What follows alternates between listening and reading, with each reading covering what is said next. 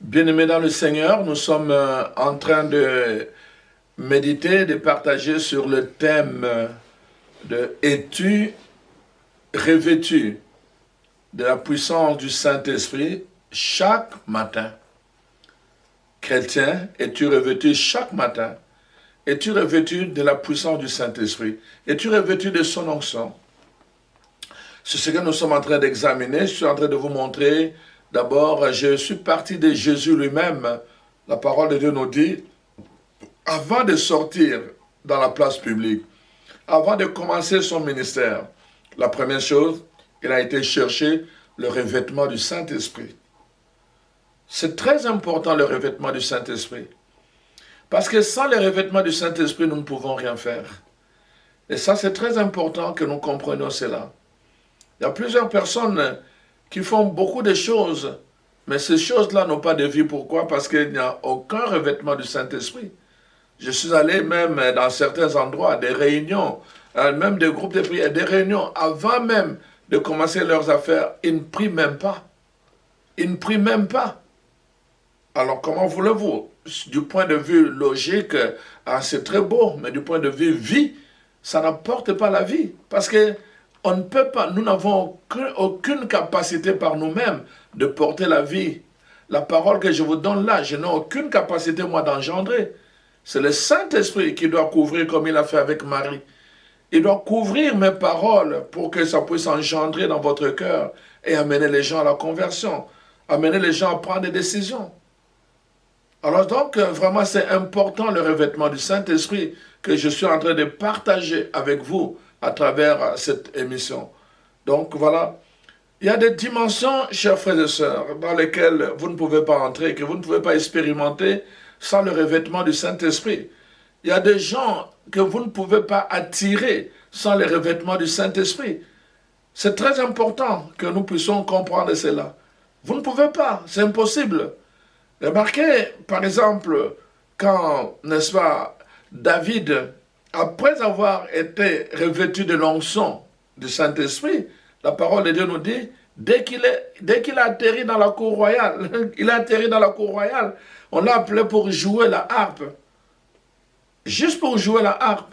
Il arrive là-bas, et la parole de Dieu nous dit, le fils du roi, le prince héritier, Jonathan, tombe facilement en amitié avec lui.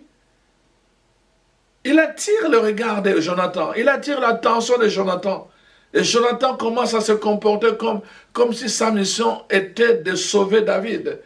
Quand le roi Saül va se mettre en colère contre David et va planifier de façon à le faire tuer, Jonathan était toujours là pour aller avertir David en disant « Fais attention, mon père veut faire ceci, fais attention, voilà ceci ». Il venait tout le temps l'avertir grâce à cette amitié-là. Mais s'il n'avait pas l'onction, il serait mort depuis longtemps. C'est cette onction qui a fait que, alors que toute l'armée avait peur de Goliath, David avait l'onction. Il avait l'onction. Lui seul a affronté un ennemi que toute une armée n'arrivait pas à affronter. À cause de son onction. C'est l'onction qui a permis, n'est-ce pas, à un gars comme Samson. Nous connaissons l'histoire de Samson. Il pouvait à lui seul combattre contre 300 personnes.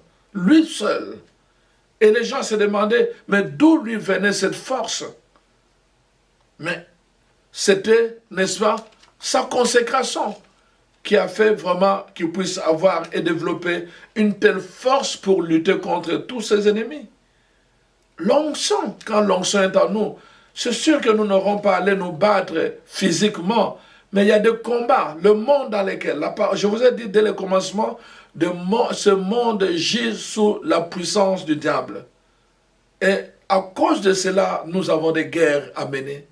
À cause de cela, que vous vouliez ou pas, au travail, dans votre lieu de travail, ça peut être simplement dans vos relations, Ça peut être dans votre mariage. Combien de gens n'ont pas pleuré parce que leur ami intime a volé leur mari? Ou bien, combien de fois ça s'est arrivé? Leur ami intime. Pourquoi? N'avait pas le revêtement du Saint-Esprit. Chers frères et sœurs, réveillons-nous. Réveillons-nous. C'est important ce message. Sans le revêtement du Saint-Esprit, il y a des dimensions que nous ne pourrons jamais atteindre. Il y a des expériences que nous ne pourrons jamais vivre. Parce que ça dépend justement de la présence du Saint-Esprit pour vivre ces événements-là. C'est pour cela que vraiment, nous allons parcourir la parole de Dieu pour que nous puissions vraiment voir ce que le Seigneur lui-même fait. Vous voyez, je ne sais pas si vous avez le temps, mais dans le livre d'Esdras, la parole de Dieu nous dit comment on est venu lui rapporter qu'à Jérusalem, n'est-ce pas, le mur de Jérusalem était défait et que vraiment toute la ville était dévastée et il était peiné alors qu'il était en déportation. Il travaillait, n'est-ce pas, comme chanson dans la maison du roi. Et ce jour-là, la parole de Dieu dit, il a prié, il a jeûné et l'Esprit du Seigneur était sur lui. Et alors, il a pris la décision d'aller voir le roi pour lui demander la permission de retourner à Jérusalem pour aller rebâtir le mur de Jérusalem. Quand il est arrivé auprès du roi, remarquez, le roi non seulement lui a accordé la permission, c'est le roi d'abord le premier. Il n'a pas ouvert la bouche pour dire « je viens demander la permission ». C'est le roi premier qui a réalisé que Néhémie n'était pas comme d'habitude. Et c'est lui qui a ouvert le dialogue. Néhémie, qu'est-ce qui se passe? Tu n'as pas l'air bien. Hein? Qu'est-ce que je peux faire pour toi? Et c'est alors que Néhémie lui a posé le problème. Et en lui posant le problème, le roi était déjà bien disposé pour résoudre son problème. Non seulement il lui a donné la permission d'y aller, mais il lui a même donné des lettres pour que partout il va passer, que tous les autres rois qui dépendaient de lui puissent, n'est-ce pas, l'aider et à lui faciliter la tâche. Quelle grâce, quelle attention! Sans l'onction, sans le revêtement du Saint-Esprit, tu n'attireras pas l'attention des grands. Tu ne pourras pas, c'est impossible. Tu vas passer ta vie simplement à entendre les gens donner des témoignages et toi-même, tu seras là à aller raconter les témoignages des autres. C'est ça, n'est-ce pas, que Job a fait. Pendant longtemps, Job ne faisait qu'entendre parler de Dieu par d'autres personnes. Il a dit, Seigneur, je te connaissais par ce que les gens disaient, par oui dire. Mais maintenant, j'ai vu ta face. Nous avons besoin de l'onction du revêtement du Saint-Esprit pour voir la face de Dieu. Nous avons besoin du revêtement du Saint-Esprit pour attirer l'attention des gens sur nous, sur notre cas, sur notre situation, notre patron au travail, les gens à qui nous sommes soumis. Nous avons besoin d'attirer leur attention sans même dire un mot. Nous attirons leur attention. Chers frères et sœurs, je ne vous parle pas des choses théoriques, je vous parle des choses que je suis en train de vivre moi-même. Sans un mot, tu attires l'attention des autorités et ils viennent te chercher. Ils viennent te chercher. Toi, tu n'as pas dit un mot. Le revêtement du Saint-Esprit, c'est un revêtement d'attrait, d'attirance. Et c'est ça, ça déblaye beaucoup de chemins. Et ça déblaye vraiment le travail que tu aurais pu faire. Le Seigneur te devance par le revêtement, par son onction. Et le Saint-Esprit te devance pour que tu sois, n'est-ce pas, que tu atteignes ton but sans difficulté. Voilà pourquoi je prie. En fait, je me suis laissé toucher par cet enseignement que le Seigneur met à notre cœur pour vous le partager. Le revêtement du Saint-Esprit. Es-tu revêtu chaque matin? Ce n'est pas une affaire juste d'attendre chaque fête de Pentecôte. Pendant la fête de Pentecôte, je vois sur Internet plusieurs personnes, comment ils appellent ça, de chaînes, comment on appelle ça encore, des chaînes de prière pour la Pentecôte, de neuvaines pour des soirs. Ils attendent la Pentecôte. Non, moi je ne suis pas en train de vous parler en termes de fêtes particulières, je suis en train de vous parler en termes de chaque matin, au quotidien. Nous devons développer une relation avec le Saint-Esprit au quotidien. Nous devons en faire un style de vie au quotidien. Nous n'avons pas besoin d'attendre la fête de la Pentecôte pour cela. Au quotidien, parce que nous en avons besoin au quotidien, parce que le monde nous méprise au quotidien, parce que l'ennemi travaille au quotidien, nous avons besoin d'être revêtus de cette puissance d'en haut au quotidien pour affronter les œuvres de l'ennemi, pour affronter les agents de l'ennemi, pour affronter nos ennemis visibles et invisibles. Nous n'avons d'autre chose que vraiment besoin de ce revêtement du Saint-Esprit. Voilà pourquoi je vous en parle, chers frères et sœurs. En tant que chrétiens, le monde a des attentes sur nous aussi. Nous devons les savoir. La parole de Dieu nous dit, notamment dans le livre de la lettre aux Romains, le chapitre 8, la parole de Dieu nous dit, le monde est en train le monde gît, n'est-ce pas, dans une grande tribulation, dans une grande souffrance, n'est-ce pas? Il est en train d'attendre dans la douleur de l'enfantement. Il veut enfanter quelque chose de nouveau, mais il n'est pas encore capable. Il a besoin de qui? Il a besoin, n'est-ce pas, de fils et de filles de Dieu, qu'il se révèle. La révélation de fils et de filles de Dieu. Et cette révélation ne peut pas se faire sans le Saint-Esprit. Comment dans ce monde ici tu peux te révéler? Comment dans ce monde tu peux attirer l'attention des gens sans le revêtement du Saint-Esprit? Il n'y a pas de révélation de fils de Dieu sans le revêtement du Saint-Esprit. Vous voyez ce qui est passé avec Jésus? Il est allé dans le désert, il a été revêtu du Saint-Esprit, et sa révélation s'est faite, pas seulement en Galilée, mais même dans les pays voisins. Sa révélation s'est faite grâce au revêtement du Saint-Esprit. Voilà pourquoi nous avons besoin de ces revêtements. Le monde gît sous la douleur de l'enfantement. Pourquoi? Parce qu'il y a tellement de gens malades, il y a tellement de gens qui sont sous l'oppression, il y a tellement de gens qui sont blasés, tellement de gens qui sont découragés, il y a tellement de gens qui sont, n'est-ce pas, abusés, il y a tellement de gens qui ont perdu tout espoir à cause de tout ce que nous sommes en train de vivre, notamment cette pandémie. Voyez-vous, à cause de tout cela, il crie, le monde crie sa douleur, le monde crie sa douleur et il attend de nous chrétiens, que nous puissions, n'est-ce pas, nous révéler, que nous puissions leur révéler quoi? Le chemin de la paix, nous puissions leur révéler le chemin du salut, le chemin de l'espérance, que nous puissions leur révéler le chemin de la restauration. Ils attendent cela, le monde attend cela. C'est pour cela que nous ne pouvons pas simplement nous contenter, n'est-ce pas, d'aller à la messe. Nous ne pouvons pas simplement nous contenter de réciter notre chapelet.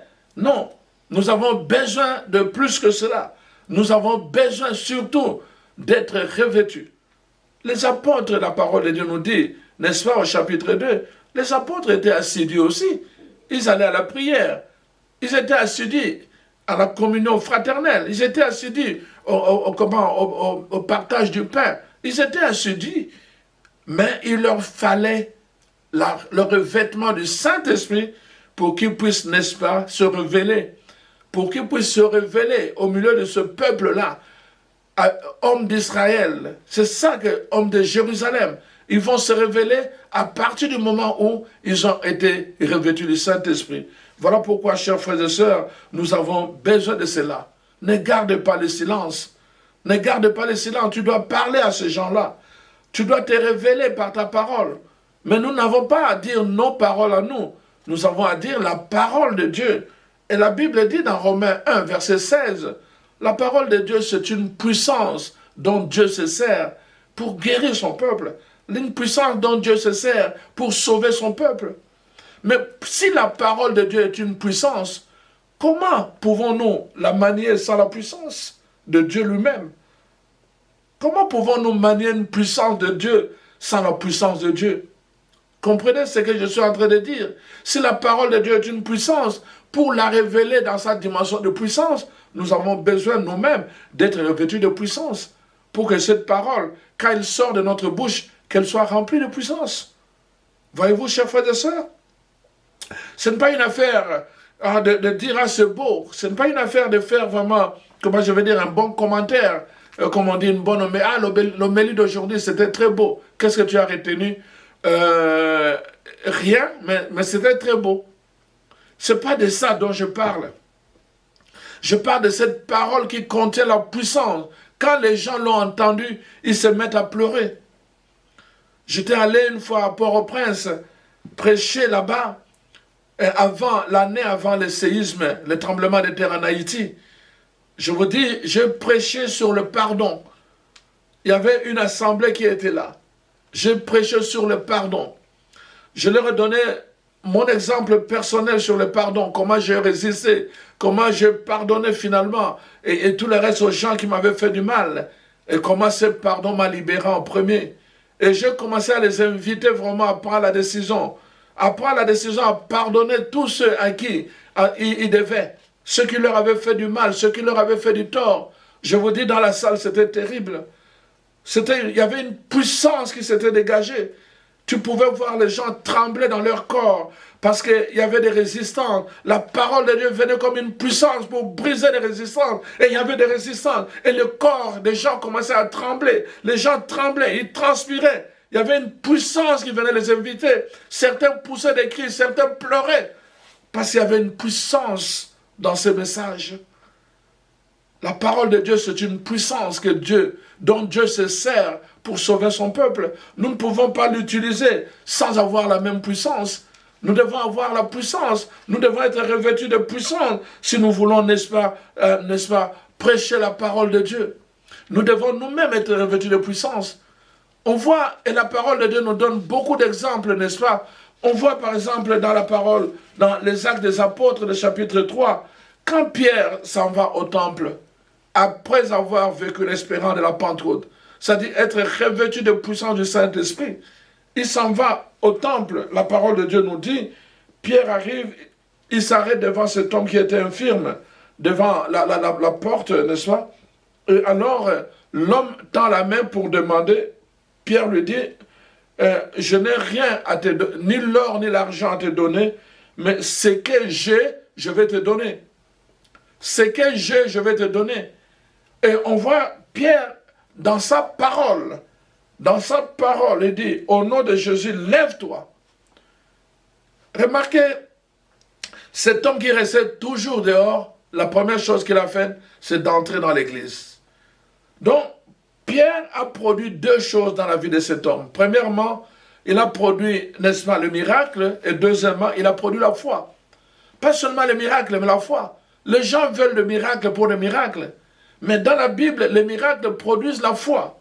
Voyez-vous? Pierre a produit aussi la foi. Pourquoi? Parce que dans sa parole, il y avait une puissance. Et cette puissance a relevé cet homme. Cette puissance qui était dans sa parole a relevé cet homme. Mais d'où venait cette puissance? Ça venait du revêtement de la puissance d'en haut, du Saint-Esprit.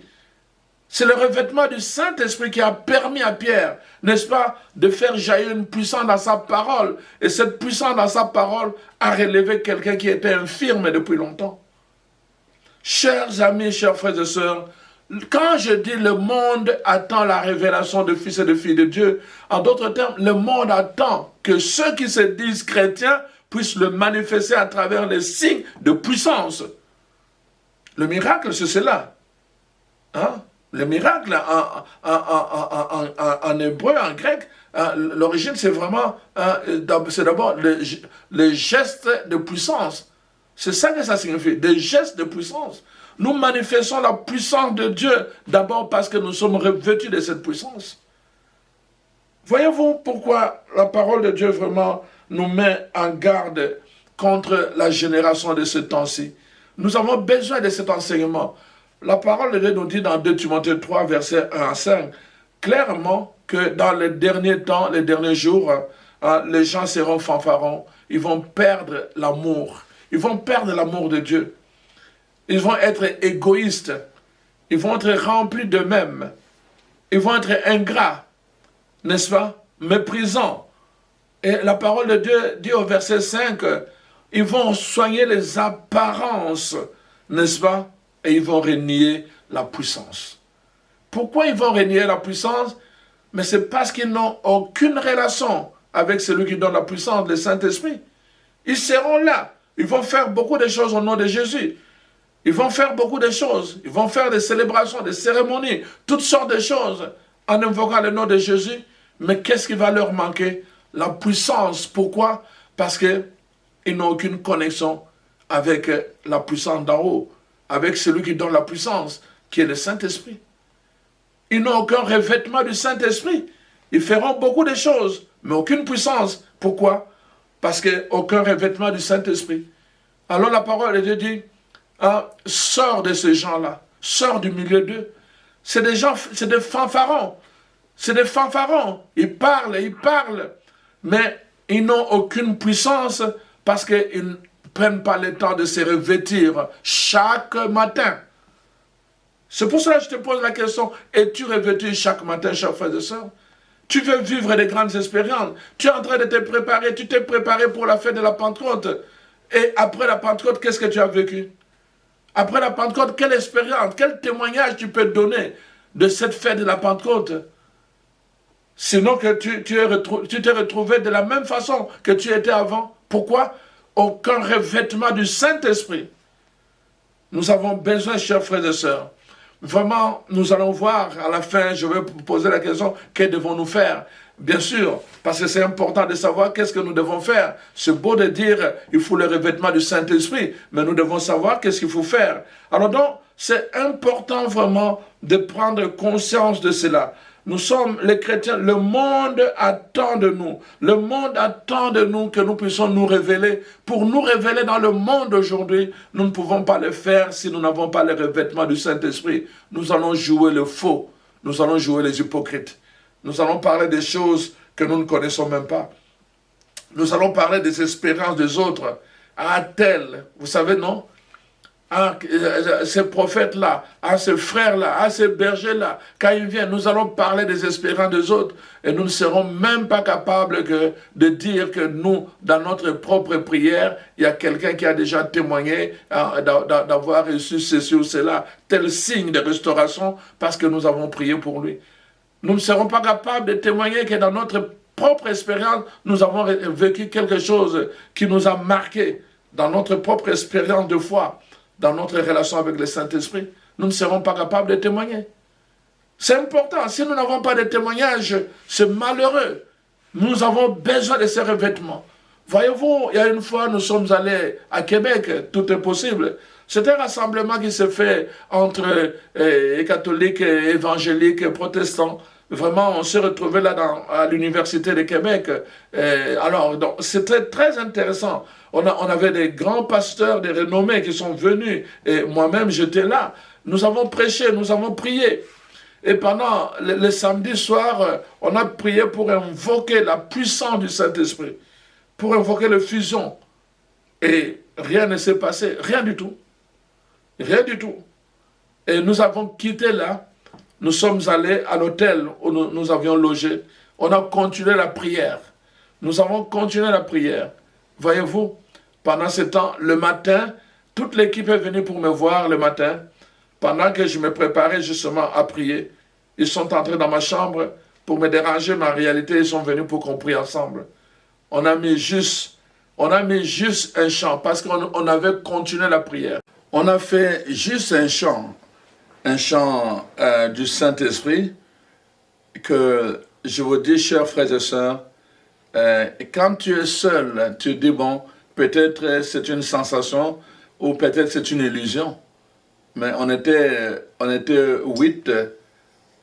presque 8 personnes autour du lit. Je vous dis, quand on a mis ce chant-là, la puissance, je vous dis là, la puissance du Saint-Esprit a pénétré cette chambre avec une onction qui nous a littéralement fait abaisser tout le monde. Personne n'a demandé à personne. On s'est mis à genoux. Tout le monde, on s'est mis à genoux autour de lui. Littéralement, à genoux. Et alors, le chant continuait. Je vous dis là, c'était une expérience, j'en parle encore avec beaucoup de frissons. Et la puissance du Saint-Esprit nous a saisis, je vous dis. Nous avons commencé, je vous dis là, à pleurer. Même, je vous dis, pleurer au vrai sens, c'est-à-dire qu'on vous annonce une mauvaise nouvelle. Vous commencez à pleurer. toute la muqueuse qui sort des narines, les yeux rougis, et tout on a pleuré, personne ne savait pourquoi on pleurait. C'était une expérience fantastique. C'était une expérience grandiose qui est restée marquée dans le cœur de tous ceux qui l'avaient vécu, parce qu'on était nombreux, qu'on avait des manifestations vraiment dans cette chambre-là. La puissance du Saint-Esprit était là. On n'avait rien vu pendant la soirée bien organisée de l'effusion. Je ne dis pas que l'effusion n'était pas là, mais je veux dire que parfois, le Seigneur va nous attendre à des endroits où nous n'y attendons pas. Mais toujours est-il que nous devons être bien disposés. Le Seigneur voulait nous montrer que même dans un hôtel, il pouvait venir si nos cœurs étaient bien disposés. Voyez-vous? Donc, nous pouvons être à l'église, mais nos cœurs ne sont pas bien disposés. Mais nous pouvons être à un autre endroit, nos cœurs sont bien disposés. Et c'est là, justement, que le Seigneur va déverser toute la puissance du Saint-Esprit, son onction, sur nous. Parce que nous en avons besoin pour rayonner, pour fonctionner, pour aller vers les gens, pour aller apporter la puissance de guérison, pour aller apporter la puissance de délivrance, la puissance de libération, la puissance de vie, la puissance de résurrection, à tous ceux qui font l'expérience de l'oppression, de la maladie, l'expérience de la mort, dans leur vie, dans leur parcours. Ils n'attendent que la révélation du Fils de Dieu. Et nous avons le secret, c'est le revêtement du Saint-Esprit. Voilà pourquoi, quand nous sommes conscients de cela, nous ne pouvons pas sortir de notre maison sans d'abord nous assurer que nous avons porté les revêtements du Saint-Esprit. Ce n'est pas une affaire au nom du Père et du Fils et du Saint-Esprit. Ce n'est pas cette affaire-là. Ça prend un temps où tu parles au Saint-Esprit. Un temps où tu lui donnes tous les projets de la journée. Tu lui parles avant de sortir. Tu prends un temps dans l'intimité où tu parles avec le Saint-Esprit pour lui donner tous les projets de la journée. Dieu est tellement préoccupé par cela. C'est pour cela que même déjà dans l'Ancien Testament, dans les livres d'Ézéchiel, n'est-ce pas, Dieu lui-même, il va dire, voilà, je vais vous faire sortir de vos tombeaux et je vais vous envoyer mon esprit. Il viendra sur vous et je vous donnerai un cœur nouveau, un esprit renouvelé. Vous voyez, Dieu est préoccupé. Nous vivons des chrétiens, mais comme dans des tombeaux. C'est-à-dire des gens qui sont morts spirituellement. Mais Dieu dit, il veut nous faire sortir. Mais pour cela, il nous envoie son esprit. Et nous sortons de la maison encore comme des morts. Alors que Dieu nous a envoyé son esprit. Il a répandu le jour de la Pentecôte. Nous devons exactement, comme je dis avec Jésus-Christ, comme nous portons, nous cherchons et nous choisissons nos habits que nous voulons porter, de la même façon, nous devons vraiment prendre le temps n'est-ce pas, de parler au Saint-Esprit en nous appuyant, n'est-ce pas, sur la louange, le chant, et en nous appuyant aussi sur la parole de Dieu. Et nous parlons au Saint-Esprit, nous lui donnons notre programme de la journée pour qu'il nous précède, Chaque jour, je prie pour, n'est-ce pas, pour ma secrétaire. Chaque jour, je prie, n'est-ce pas, pour mon confrère qui est mon associé, mon adjoint, au niveau pastoral. Chaque jour, je prie pour toute l'équipe qui travaille avec moi, l'équipe pastorale. Chaque jour, parce que chaque jour, je le côtoie. Au travail, c'est la même chose, ceux qui ont un patron au travail. Chaque jour, tu dois prier, tu dois soumettre cela au Saint-Esprit, afin justement que le Saint-Esprit habite le cœur de ton patron, qu'il habite le cœur de ta secrétaire, qu'il habite le cœur des gens avec qui tu dois travailler, les gens qui sont avec toi, pour qu'il y ait une bonne ambiance. Quand le Saint-Esprit descend, il change l'ambiance, l'atmosphère. Il y a un chant qui le dit. Alors vraiment, je vous encourage à ne pas laisser tomber, que le Saint-Esprit vraiment puisse vous accompagner. Alors, ne quittez pas. Il y a une troisième partie qui va être la conclusion. Dans cette troisième partie, je vais dire qu'est-ce qu'il faut faire. Voilà.